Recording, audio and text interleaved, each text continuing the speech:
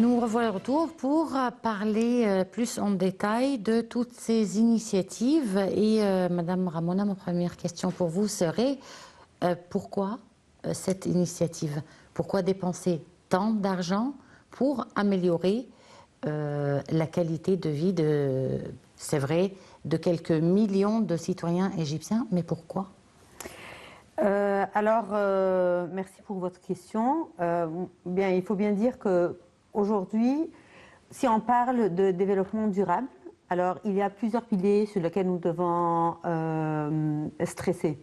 Le premier, qu'aujourd'hui, ce projet a été conçu dans un climat où on a vraiment bien étudié. Il a été vraiment il a été fait d'une façon stratégique et bien planifié, parce que vous avez numéro un, il vient en réponse pour la constitution égyptienne et le côté législatif qui demande la protection sociale de tous les citoyens et la répartition équitable pour le gain de développement et pour l'indépendance de l'humain ou du citoyen pour qu'il soit motivé à être productif. Alors aujourd'hui, numéro un, nous avons le pilier législatif et constitutionnel qui existe. Le second pilier qui est très important, c'est l'infrastructure, et ça fait plus que 2 ans et on est en train de travailler sur l'amélioration de l'infrastructure de l'Égypte, pas seulement de la capitale, mais aussi de tout ce qui est sur le plan rural. Et le troisième pilier, c'est le partenariat institutionnel entre le gouvernement, la société civile, les médias et la communauté internationale. Et le quatrième, qui est le plus important et sur lequel je crois qu'aujourd'hui, ce qui fait que notre projet est en train de s'accomplir, c'est le pilier humain. Et aujourd'hui, ça c'est vraiment où tout change. On peut très bien avoir des constitutions en place et des législatifs. On peut avoir une infrastructure qui est en train de se développer et des opérations qui sont là et des partenariats. Mais si on ne travaille pas sur l'humain, le développement n'aura pas lieu. Qu'est-ce qui a poussé, puisque nous le savons tous, c'est une initiative et c'est essentiellement l'idée du président. Qu'est-ce qui a poussé le président, bien que ce soit stipulé dans la Constitution et un droit légitime à tous les citoyens, etc., mais on a rarement vu un chef d'État accorder un tel budget, dans de telles circonstances, à un tel projet. Donc pourquoi? Je n'ai pas eu l'occasion de le connaître personnellement, mais selon ce que je vois et selon l'historique des 2 années passées, moi, il me semble que c'est une personne qui vraiment pense beaucoup à l'humain. Et c'est une personne qui croit que si l'humain reçoit ses droits et si l'humain se sent accepté et se sent protégé par la société où il vit, il sera beaucoup plus épanoui, à son tour, il sera beaucoup plus productif dans sa société et il viendra un élément, pas seulement productif, mais un élément constructif dans la société là où il vit. Alors c'est son côté humain. Et ça a l'air vraiment qu'on a des stratégies qui sont en place qui ont été vraiment bien étudiées. Bon, quelles sont les composantes de ce projet? Bonne question. Lorsque ce projet avait commencé, il y avait 3 piliers essentiels sur lesquels on travaillait, qui est 1, l'infrastructure, 2, l'infrastructure, tout ce qui est pas seulement pour les villages ruraux et les places informelles dans les places urbaines, mais plutôt sur les maisons même des familles. Alors aujourd'hui, lorsqu'on a commencé, c'était plutôt pour construire les toits, pour mettre en place tout ce qui est l'assainissement et les cours d'eau. Mais aujourd'hui, on va un peu plus loin, on va vers la santé, on va aujourd'hui être centré sur l'humain, sur le côté sanitaire, tout ce qui est santé, sur le côté éducatif et sur le côté économique. Alors aujourd'hui, on est en train d'investir et de créer un environnement, un écosystème, ce que je pourrais dire, qui mettra à cette personne qu'elle soit capable de produire et qu'elle soit capable de prendre des décisions qui vont améliorer son mode de vie. Et c'est ça l'objectif et le but de ce projet. C'est créer une vie décente à tous les citoyens égyptiens. Bon, et comment les villageois égyptiens reçoivent ce projet? On sait que nous avons des communautés un peu trop conservatrices, surtout en Haute-Égypte. Donc, voyant cette émancipation de la campagne, comment est-ce qu'ils réagissent? Ben, si aujourd'hui on parle sur n'importe quel humain, aujourd'hui, si l'humain reçoit les services dont il a besoin, en premier lieu, je crois qu'il sera vraiment reconnaissant. Alors aujourd'hui, il y a un changement lorsque ce sujet a été abordé et lorsqu'il a vu aujourd'hui la société civile qui va vers lui et qui lui dit aujourd'hui je veux venir pour reconstruire ta maison, pour que tu puisses vivre dans une maison qui est décente. Alors ça a été très bien pris et de la société civile qui a vraiment senti leur rôle et aussi des citoyens qui au début vraiment ne comprenaient pas jusqu'à où ça va aller, mais aujourd'hui ils sont vraiment très heureux de le faire. Le fait aujourd'hui que nous sommes en train de construire et de bâtir dans les places rurales fait que nous créons des opportunités de travail dans cette société. Alors aujourd'hui, numéro 1, il a eu sa maison qui a été bien reconstruite. Numéro 2, on va lui créer des opportunités de travail. Numéro 3, on prendra en compte tout ce qui est les femmes, et peut-être ça c'est quelque chose dont nous devons parler, c'est qui les personnes ciblées par ce projet en premier. Et numéro 4, c'est vraiment améliorer la culture dans laquelle il vit et l'exposer à toujours une culture égyptienne, mais qui est beaucoup plus modernisée, comme le Premier ministre vient d'en parler. Bon, on voit aussi que plusieurs acteurs sont impliqués dans ce projet, que ce soit différents ministères, des ONG, les citoyens eux-mêmes. Quels sont les différents rôles et responsabilités dans ce projet? De nouveau, lorsqu'on parle de développement soutenable ou durable, il faut avoir plusieurs acteurs. Aujourd'hui, nous sommes dans un pays démocratique. Et un pays démocratique veut dire que ce n'est pas seulement le gouvernement qui travaille, mais c'est le gouvernement avec la société civile, avec d'autres acteurs qui sont locaux, régionaux ou internationaux. Mais aujourd'hui, c'est important de comprendre que nous avons un projet qui est mis devant nous comme Égyptiens où nous devons vraiment s'unir. Parce que si on travaille en isolation l'un de l'autre, on ne va jamais aboutir à ce dont je ne dirais pas en rêve, on planifie. Alors aujourd'hui, on a tous les ministres et les ministères ont été aujourd'hui mis sur un plan de travail très rigide pendant 3 ans, je voudrais dire, qui a des objectifs qui sont assez importants. Et soit que ce soit le ministère de la Santé, le ministère de la Solidarité sociale, le ministère de Planification, le ministère qui est responsable pour l'investissement, de micro-entreprises.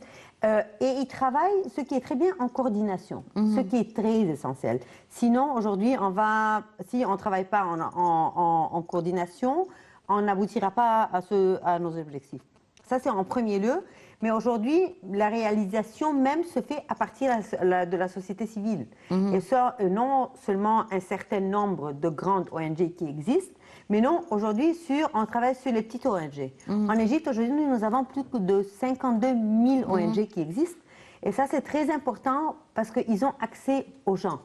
Alors, ils connaissent vraiment de quoi ils ont besoin, comment les approcher, comment les convaincre, aujourd'hui, comment les initier. Et c'est une chaîne, qu'il ne faut pas interrompre et qu'il faut vraiment accepter que cette chaîne va prendre le temps de commencer ce projet et de l'initier et vraiment de pouvoir le continuer. Et là, comme vous venez de le dire, vous faites certainement des études sur le terrain pour connaître les véritables besoins des gens. Ouais. Bon, quels sont les véritables besoins de ces personnes-là, à part, bien entendu, les besoins matériels? Les besoins matériels sont les résultats, ou sont les façons de laquelle on donne à l'humain sa dignité. Et de nouveau, si aujourd'hui ce projet est mis en place, qui est en arabe Haya Karima, qui est une vie décente, c'est pour rendre à l'humain sa dignité. Et ça, c'est l'essentiel. Aujourd'hui, une personne qui n'est pas effective dans la société ne peut pas avoir sa dignité parce qu'elle n'est pas productive. L'humain est fait pour produire. Et ça, c'est quelque chose vraiment, pendant des années, c'était un dossier qui n'était pas vraiment mis en priorité, mais aujourd'hui, on voit que tous les ministres, tous les ministères, toute la civilité sociale, toutes les personnes qui travaillent dans ce domaine sont en train de travailler sur l'économie et comment aujourd'hui renforcer et former les personnes pour pouvoir entrer dans le cycle économique et dans le travail. C'est quoi l'importance du travail et leur trouver, soit leur trouver du travail dans des organisations qui sont là, soit leur donner des fonds pour commencer leur projet. Et ça ne s'arrête pas là à donner des fonds, à donner de l'argent, non. Mais aujourd'hui, c'est l'incubation, c'est accélérer le développement. Et c'est là sur lequel vraiment on travaille. C'est ce dont les gens ont besoin. On va savoir plus sur ce projet avec justement cette initiative Vie décente qui a été lancée par le président Abdel Fattah el-Sisi et qui est l'une des initiatives présidentielles les plus importantes visant à améliorer les conditions de vie, les services et surtout à soulager les citoyens des communautés les plus démunies des campagnes et des bidonvilles, des zones urbaines, donc les zones les plus vulnérables. Un commentaire.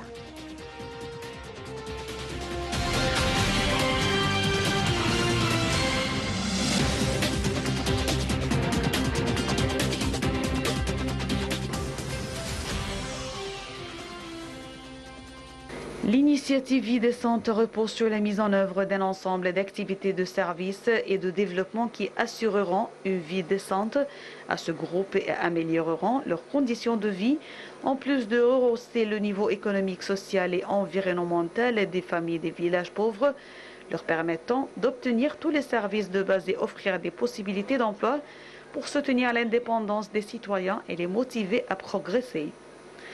Avec le niveau de vie de leur famille et de leur communauté locale, ainsi que l'organisation des rangs de la société civile et le développement de la confiance dans toutes les institutions de l'État. Une vie décente a publié une vidéo présentant l'initiative révélant les souhaits de quelques simples citoyens et explique les efforts déployés pour offrir une vie décente aux citoyens et améliorer les services.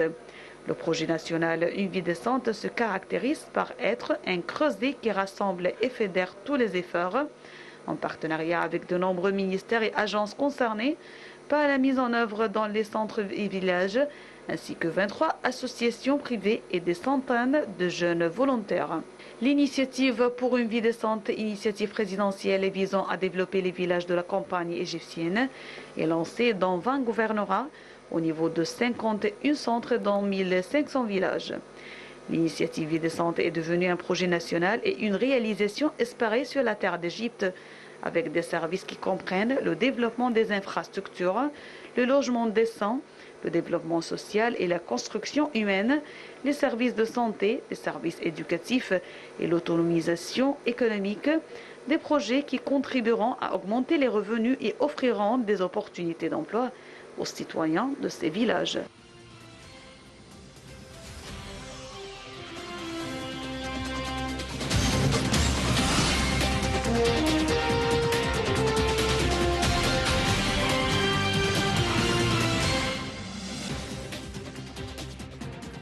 Alors, Madame Ramona Kanaan, comme on vient de le voir, cette initiative s'étend sur la majorité des gouvernorats en Égypte, mais on aimerait quand même savoir quelles sont les différentes phases de ce projet et comment justement ces villages ont été choisis. Je reprends peut-être ce qu'on avait abordé au début, que la stratégie qui a été mise et la planification a été très bien faite dans tout ce qui est développement. Pourquoi? Parce que vraiment, on est parti par l'identification de qui sont les villages par lesquels nous allons commencer. Et cela a été fait et il est couramment fait avec l'Agence centrale statistique. Et vraiment, la première phase est ciblée pour où il y a le taux le plus élevé de pauvreté. Et qui dépasse les 70%. Alors, ça, c'est la première phase. Ça, c'est un organe du ministère de la Planification, non? Oui, le CAPMAS, qui est l'Agence centrale des statistiques. Et alors, la première phase pour le taux de pauvreté, les villages où le taux de pauvreté dépasse les 70%. Et lorsqu'on parle de taux de pauvreté, on ne parle pas pauvreté seulement économique, mais éducative, sanitaire, selon. Ensuite, la seconde phase, pour les villages où le taux de pauvreté varie entre 50 et 70%. Et lorsqu'on arrive à la troisième phase, ça sera pour les villages où le taux de pauvreté est moins de 50%. Et alors là, ça sera un peu plus facile de vraiment s'élancer dans ce projet. Et quels sont les indicateurs qui vous donnent des indices sur le taux de pauvreté? C'est la rentrée par an de ces personnes, c'est quoi le niveau d'éducation, combien de personnes dans la famille, combien de personnes travaillent dans la famille, c'est quoi s'ils ont le liquide qui existe dans la famille, s'ils ont des biens, oui ou non. Alors ça a été très bien étudié et ça a été étudié ça a été un projet qui avait débuté par le ministère de la Solidarité sociale, qui était à Kefolekaram à ce moment. Et c'était là où ils avaient vraiment commencé à voir, c'est la base des coordonnées pour les familles les plus pauvres et qui ont besoin de support et de renforcement. Et il y avait à ce moment, et nous sommes peut-être à 3,5 millions de familles. Bon, le gouvernement donc va octroyer son support moral, financier, même, je dirais, esthétique, à toutes ces personnes-là. Et qu'est-ce qui est demandé à ces personnes-là en retour? Est-ce qu'on exige de ces personnes-là quelques conditions? Ou elles doivent répondre à quelques conditions? C'est sûr qu'il y a des critères de sélection. Et ces critères de sélection sont, pour le moment, ils sont en train d'être mis en place. Et les critères de sélection pour chaque domaine. Alors aujourd'hui, si on parle par exemple du domaine infrastructure, lorsque vous allez pour demander, alors il y a une visite qui est faite, cette visite est faite à partir de la société civile, il y a des questions qui sont mises en place et il y a une observation qui est faite. Alors il y a des critères qui ont été mis pour vraiment venir en support pour cette famille. Mais il y a des services, tu n'as pas vraiment besoin, tu es un citoyen égyptien. Alors lorsqu'on parle de la santé, aujourd'hui, tout ce qui est, il y a des convois qui ont été lancés, ça fait une semaine, par le ministère de la Santé, pour tout ce qui est examen médical, chirurgie et les soins qui sont donnés pour les personnes qui en ont vraiment besoin et qui sont dans le besoin sans tarif. Et alors, ça, ce sont des services qui sont donnés aux citoyens sans avoir quelque chose en contrepartie. Par contre, pour tout ce qui est support économique, c'est aujourd'hui, on a vraiment besoin le citoyen a besoin d'être engagé et vraiment, si aujourd'hui on travaille pour la formation, on forme les personnes, c'est pour qu'ils puissent travailler, pour qu'ils puissent gagner de l'argent et être indépendants.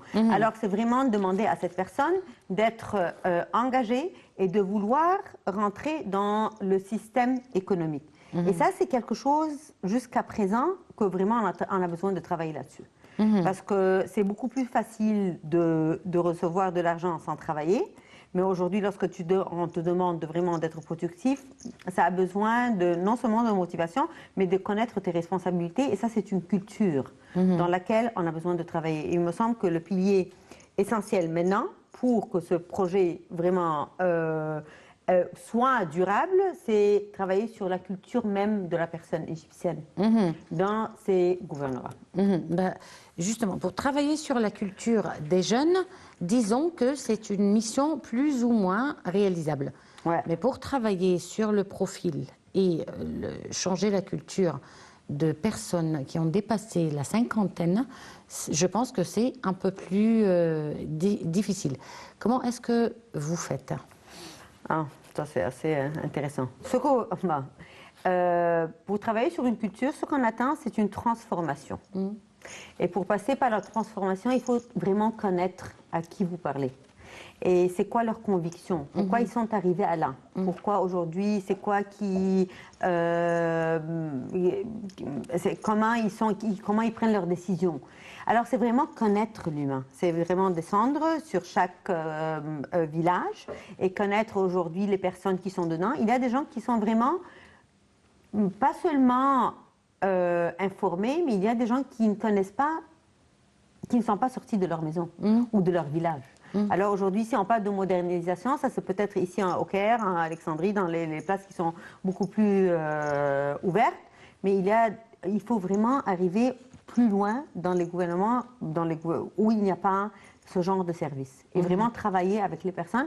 Et surtout, numéro 1, je dirais, c'est travailler sur les femmes. Parce qu'aujourd'hui, les femmes sont les plus ciblées, numéro 1, les jeunes et les personnes avec certains handicaps. Et c'est là. Et si on travaille sur ces trois secteurs, sur ces trois segments, et sur l'enfant, aujourd'hui, on pourra vraiment avancer. Bon, travailler sur les femmes, c'est un autre défi aussi, puisque ces femmes ont des familles. Ouais, exactement. Les jeunes ont des parents et les plus âgés ont des maris, sinon des papas. Ouais. Et il y a des femmes qui vivent seules et qui sont tout à fait aujourd'hui responsables de leur famille. Alors vraiment, ces femmes ont vraiment besoin de beaucoup de support. Bon, comment est-ce que vous faites pour convaincre les hommes gérant ces familles? Parce que avec quand même une mentalité assez conservatrice en Haute-Égypte, on a plutôt tendance à ne pas trop vouloir exposer les femmes à divers facteurs. C'est sûr. Donc comment est-ce que vous faites?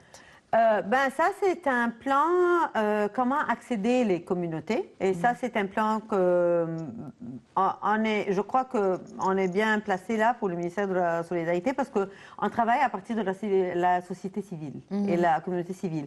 Et ces gens ont accès. Et on a aujourd'hui des personnes, comment dire, les agents sociaux, des femmes qui ont toujours existé et qui sont de la communauté et qui font des visites régulières à ces personnes et qui connaissent vraiment comment ces familles fonctionnent, c'est quoi leurs besoins, quel genre de support elles ont besoin et elles les dirigent vers soit les autres ONG qui vont leur donner ce support, soit comment avoir accès à ce service. Alors, on travaille toujours dans les communautés à partir des personnes qui ont accès et qui ont influence sur la communauté. Parfait. Pour parler plus du rôle de différents ministères dans cette initiative, on va parler du rôle du ministère de la planification et du développement économique, puisque la ministre du développement, de la planification, Madame Hala Al-Saïd, a souligné que près de 2 millions de personnes avaient bénéficié de l'initiative de vie décente, faisant état de l'orientation de l'État vers la réduction des écarts de développement entre les gouvernorats, tout en se concentrant sur le développement des villages les plus nécessiteux. Voyons ça.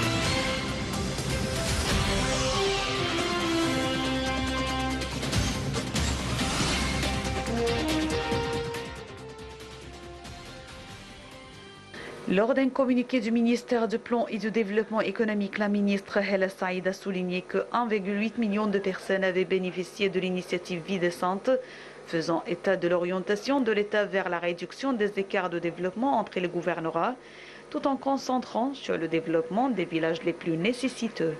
Elle a signalé que l'indice de la qualité de vie visait à trouver un outil quantitatif permettant de mesurer l'influence des efforts de l'État en matière de développement des communautés rurales sur l'état de développement durable, affirmant que parmi les résultats stratégiques de l'initiative dans les villages de la première phase, figurait l'amélioration de l'indice de la qualité de vie d'environ de 18 points de pourcentage et la réduction du taux moyen de pauvreté de 14 points de pourcentage.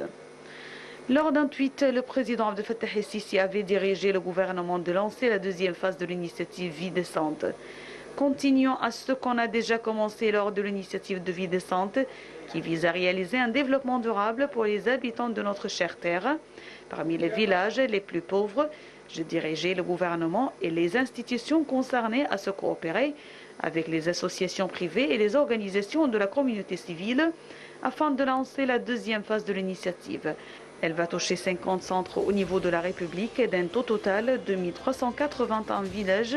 Je vais suivre personnellement les étapes de la mise en œuvre de cette initiative tout en souhaitant à son personnel tout le succès possible. C'est ce qu'a écrit le président Abdel Fattah el-Sisi sur Twitter.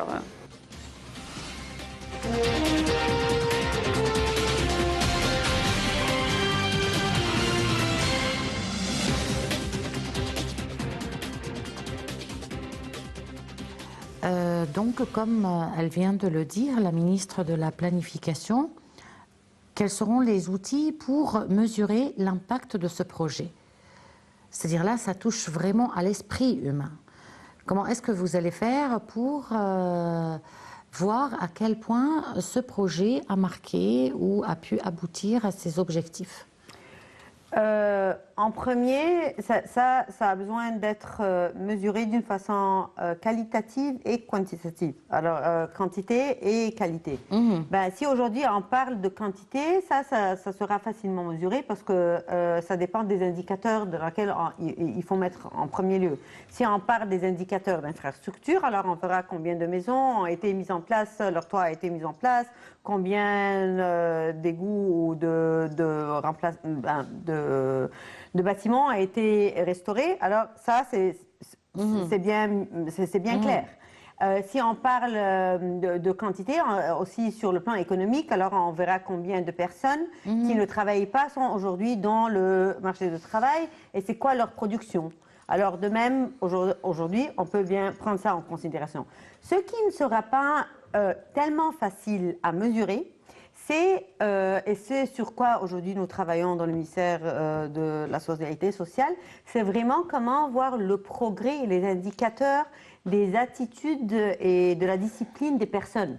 Dans tout ce qui est plutôt, je ne dirais pas culturel, mais par exemple, si on dit la violence, par exemple. Okay, ça, c'est quelque chose à mesurer. Est-ce qu'aujourd'hui, la violence est toujours, ou la perception de la violence, le taux de la violence a diminué dans les familles, oui ou non? Aujourd'hui, est-ce que le taux de divorce dans les familles même a diminué, oui ou non? Et tout cela dépend de, numéro 1, on va mettre les indicateurs. Numéro 2, on va bien travailler sur des indicateurs qualitatifs et quantitatifs. Et numéro 2, on va, à travers les personnes qui ont accès aux familles, c'est vraiment travailler rigoureusement sur leur formation, sur comment les engager, voir c'est quoi leurs problèmes, leur donner des conseils. Et numéro 3, c'est vraiment être aujourd'hui prêt à les prendre dans de nouvelles expériences positives. Alors si aujourd'hui je m'attends à une transformation, c'est que je dois adresser plusieurs aspects. L'aspect culturel, peut-être à travers l'aspect de communication et l'aspect aussi qui est, comme nous sommes dans un pays qui est très lié au côté religieux, c'est avoir leur support aussi pour avoir ce genre de soutien. Alors, c'est ça les indicateurs aujourd'hui. Et plutôt aussi pour la famille, c'est le nombre de population qui est très important, très important à mesurer et à voir et à travailler là-dessus. Parce qu'aujourd'hui, tant que les familles où le taux de fécondation est en train de s'élever, on ne pourra pas vraiment arriver à nos résultats. Alors ça, c'est quelque chose à prendre en considération depuis le premier jour. Ça, c'est sûr. Mais quand on parle de toutes ces initiatives visant justement à rebâtir le citoyen égyptien, à quoi on s'attend du citoyen égyptien? Quelle est notre vision pour ce citoyen égyptien du futur? Très bonne idée, très bonne question. On s'attend à avoir un citoyen qui est capable, numéro un, qui est indépendant financièrement, qui travaille, qui produit et qui est capable de prendre des décisions constructives pour sa famille et sa communauté. Aujourd'hui, nous sommes toujours dans un stade où vraiment le citoyen, il pense à ce que lui veut faire. Pas dans un contexte que aujourd'hui je dépends d'une communauté et je dépends d'un pays. Et j'ai des responsabilités vis-à-vis de ma famille, ma communauté et mon pays. Alors, c'est vraiment créer un citoyen responsable et qui peut prendre des décisions correctes vis-à-vis tout ce qui est social, tout ce qui est économique et tout ce qui est développement. Donc c'est en quelque sorte une citoyenneté réciproque, puisque l'État tend sa main aux citoyens à un moment quand même économiquement difficile pour l'Égypte. Ouais, c'est sûr. Mais il lui donne la priorité pour lui accorder ses droits les plus légitimes à une vie décente. Exactement. Comme le président l'a dit. Donc à ce moment-là, c'est que certainement en retour, ce citoyen va se comporter en citoyen égyptien. Ouais. Ce qu'on espère, parce qu'aujourd'hui, on ne peut plus continuer à vivre. Aujourd'hui, c'est la responsabilité est toujours mise sur un seul parti ou une seule institution. Aujourd'hui, si on veut avancer, il faut qu'on avance tous ensemble. Comme j'ai des droits, mais j'ai aussi des responsabilités. C'est là où on est en train de travailler. Deux piliers importants ou deux facteurs très importants dans cette transformation du profil, c'est l'éducation et la santé, bien entendu. C'est sûr. Est-ce que l'éducation et les deux ministères respectifs ont un rôle dans cette initiative? Oui, et j'ajouterais aussi, parce que l'éducation aujourd'hui, on parle de crèche et on parle des écoles et on parle des universités.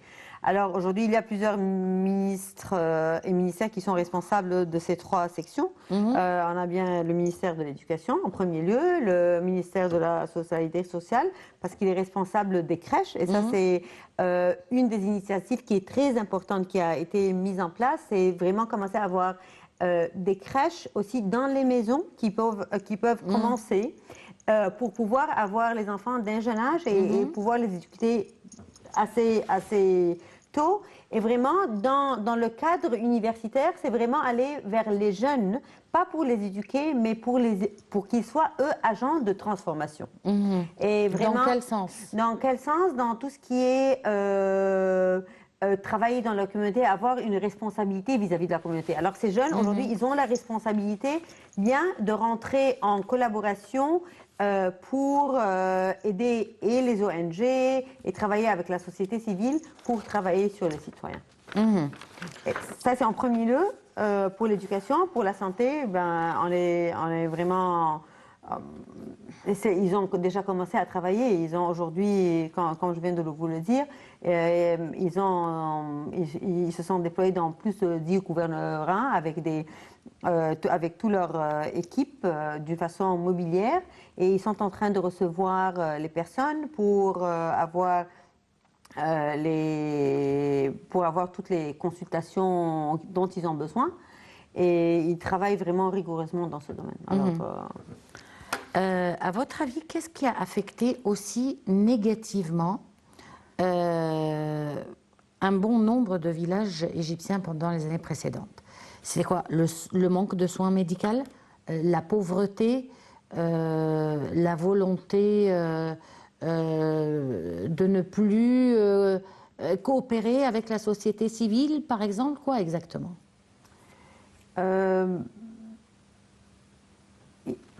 peut-être j'aimerais bien voir qu'est-ce qui fait aujourd'hui la différence. C'est vraiment la volonté politique qui existe. Et une fois que vous avez un chef de pays politique qui veut vraiment prendre ça en charge, parce que je vois qu'il a vraiment pris ça en charge. Alors aujourd'hui, toutes les organisations et les instituts sont ciblés sur ça. Alors ça, c'est le projet d'un pays, c'est un projet national. Et ça, c'est en premier. Si aujourd'hui on a la volonté politique, je crois que ça, c'est quelque chose de très important. Numéro 2, c'est vraiment, peut-être pour terminer, c'est le travail commun. Aujourd'hui, nous avons un gouvernement qui vraiment essaie de travailler ensemble. Okay? Et la reconnaissance qu'aujourd'hui, la société civile a un très grand rôle. C'est vrai. Madame Ramona Callahan, on arrive à la fin de cette édition de Direct. Je vous remercie beaucoup d'avoir répondu à notre invitation. Je vous remercie aussi de nous avoir suivis. On se retrouve donc demain à la même heure avec une nouvelle édition de Direct et un nouveau collègue. Au revoir.